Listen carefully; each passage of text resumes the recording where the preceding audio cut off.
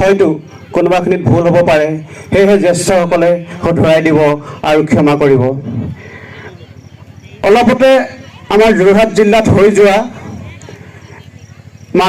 অমানৱীয় কাণ্ডৰ ঘটনাৰ টিভি স্ক্ৰীণত দেখি প্ৰত্যক্ষ কৰিয়ে মই তাৎক্ষণিক প্ৰতিক্ৰিয়া প্ৰকাশ কৰিছিলোঁ কবিতাৰ বা শব্দৰ মাধ্যমেৰে। সেই অনুভৱটোকে আপোনালোকৰ আগত মই পাঠ কৰিবলৈ লৈছোঁ। কবিতা হয় নহয় নাজানো।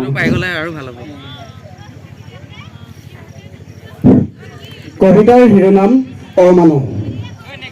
29/11/2021 যোৰহাটত নৃশংস হত্যা বলি হোৱা ছাত্ৰ নেতা অনুমেশ ভূঞাৰ হত্যাৰ প্ৰতিবাদত তাৎক্ষণিক প্ৰতিক্ৰিয়া। কবি মই নিজে শ্ৰী বিপুল পাঠক বৰহোলা। হেৰৰ নৰাধ্বন নৰ পিশাচত তহঁত মানুহ নহয়, তহঁতবোৰ মানুহৰ মুখা পিন্ধা কোনোবা অসভ্য সমাজৰ অভিশপ্ত দানৱ, নতুবা জ্ঞানহীন নেজাত বনৰীয়া ৰাং কুকুৰ।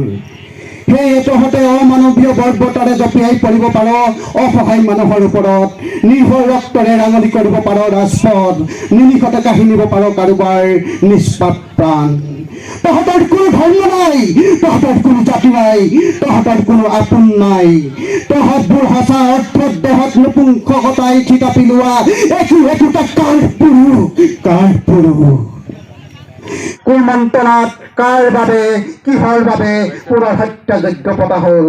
সুস্থ সাংস্কৃতি ঐতিহ্য চহৰৰ মাজমজিয়াত উত্তৰ আছেনে মহাৰাজ ধৃতৰাষ্ট্ৰৰ?